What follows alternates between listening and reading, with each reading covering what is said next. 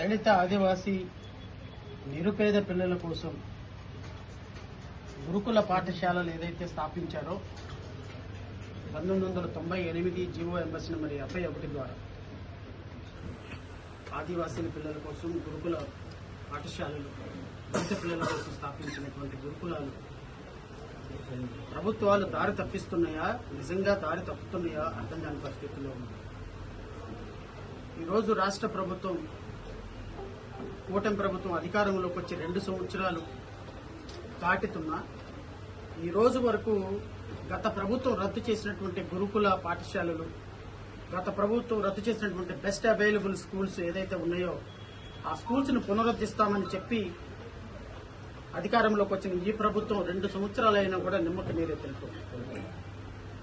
ఆదివాసీలకు దక్కాల్సినటువంటి ఉద్యోగాలు గిరిజనేతరుల చేత పూరించి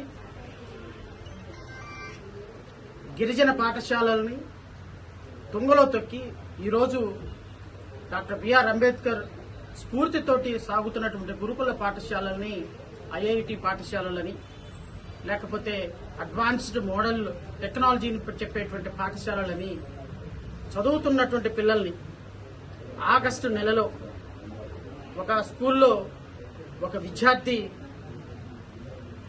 ఒక క్లాస్లో జాయిన్ అయ్యాడు అంటే ఆ విద్యార్థికి ఆ క్లాస్ రూమ్ వాతావరణం అలవాటు అవడానికి కొంత సమయం పడుతుంది, ఆ టీచర్ వాతావరణం అలవాటు అవడానికి కొంత సమయం పడుతుంది, ఆ పరిసర ప్రాంతాలు అలవాటు అవడానికి కొంత సమయం పడుతుంది.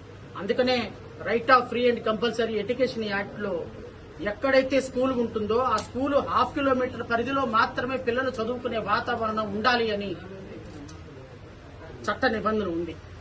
ఈ రోజు రాష్ట్ర ప్రభుత్వం ఒక దుర్మార్గపు జీవో ద్వారా ఈ స్కూల్స్ ని, గురుకుల పాఠశాలల్ని అడ్వాన్స్ మోడల్లోకి తీసుకెళ్తున్నామని, ఇంటర్మీడియట్ పిల్లల కోసం ఐఐటి కోచింగ్ సెంటర్లు పెడుతున్నామనేటువంటి ఒక సాకుతో గత 4 నెలల నుంచి 3 నెలల నుంచి చదువుకుంటున్నటువంటి పిల్లల్ని ఈ రోజు 3 గురుకుల పాఠశాలని రద్దు చేసి ప్రభుత్వం నిజంగానే ఐఐటి కోచింగ్ సెంటర్ పెట్టాలంటే వేరే ప్రెమిసెస్ అద్దెకు తీసుకోవచ్చు, వేరే కాలేజీలను పెట్టొచ్చు, వేరే బిల్డింగ్ అద్దెకు తీసుకోవచ్చు, ఆ బిల్డింగ్ అద్దెకు తీసుకుని ఆ బిల్డింగ్ లో పెట్టొచ్చు.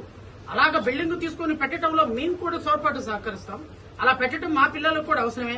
కానీ ఒక ప్రాణం తీసాము, ఇంకో ప్రాణం పోసాము అన్నట్టు నిజంగా చదువుకుంటున్నట్టు పిల్లల్ని 3 నెలలు 4 నెలల నుంచి చదువుకుంటున్నటువంటి 6వ తరగతి 7వ తరగతి 8వ తరగతి పిల్లల్ని ఈ రోజు మధ్య మార్గంగా క్లోజ్ చేసి మీ ఇష్టం వచ్చినట్టు పలానా స్కూల్కి వెళ్ళండి, ఎక్కడ ఖాళీలు ఉన్నాయో అక్కడికి వెళ్ళండి అని చెప్పి ఈ రోజు అర్ధాంతరంగా పిల్లల్ని వేరే ఊళ్ళకి తరిమేసేటువంటి కార్యక్రమాన్ని జేవీరు భీమరావు పార్టీ తీవ్రంగా ఖండిస్తుంది.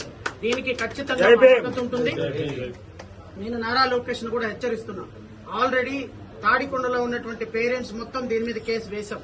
కేసు హైకోర్టులో నడుస్తుంది. పిల్లల్ని భయపెట్టి, పిల్లల చేత నో అబ్జెక్షన్ తీసుకుని, తల్లిదండ్రుల చేత భయపెట్టి, తల్లిదండ్రుల చేత టీసీలు తీయించుకొని వేరే స్కూల్లో బలవంతంగా జాయిన్ చేసినప్పటికీ కూడా ఈ ఉద్యమం ఖచ్చితంగా ఒక మహోద్యమంగా మారుతుంది. మాకున్నటువంటి హక్కుగా ఉన్నటువంటి గురుకుల పాఠశాలని ఏ ఒక్క పాఠశాలని రద్దు చేసినా, నాకు తెలిసి దాంట్లో 3 పాఠశాలలు ఉన్నాయి. 1 తాడికొండ, 2 కోట, 3 విశాఖపట్నం. ఈ 3 పాఠశాలని తక్షణమే పునరుద్ధరించకపోతే మీరు ఆ 3 లొకేషన్స్ లో ఏదైనా కాలేజీలు పెట్టాలి అంటే వేరే ప్రెమిసెస్ అద్దెకు తీసుకోండి, వేరే టీచర్స్ ని లొకేట్ చేయండి. ఈ రోజు మీరు అర్ధాంతరంగా ఫైనాన్షియల్ ఇయర్ మిడిల్లో పిల్లల్ని బయటకు పంపిస్తే వాళ్ళ మానసిక పరిస్థితి మీద చాలా చాలా తీవ్రమైన ప్రభావం చూపిస్తుందని అయితే నేను రాష్ట్ర ప్రజలకు తెలియజేస్తున్నా. దీని మీద ఖచ్చితంగా హైకోర్టులో పోరాటం చేస్తాం. భవిష్యత్తులో ఈ 3 పాఠశాలను పునరుద్ధరించకపోతే మాత్రం ఖచ్చితంగా నారా లోకేష్ నీ ఇల్లు ముట్టడికే నువ్వు సిద్ధంగా ఉండమని అయితే నేను ఈ మీడియా సాక్షిగా నారా లోకేష్ కి వార్నింగ్ ఇస్తున్నా. దళిత బిడ్డల కోసం, దళిత బిడ్డల చదువుల కోసం, దళిత బిడ్డల, ఆదివాసీ బిడ్డల ఆశయాల కోసం మా పార్టీ నేను ఎప్పుడు ముందుంటామని చెప్పి మీ అందరి ద్వారా తెలియజేసుకుంటూ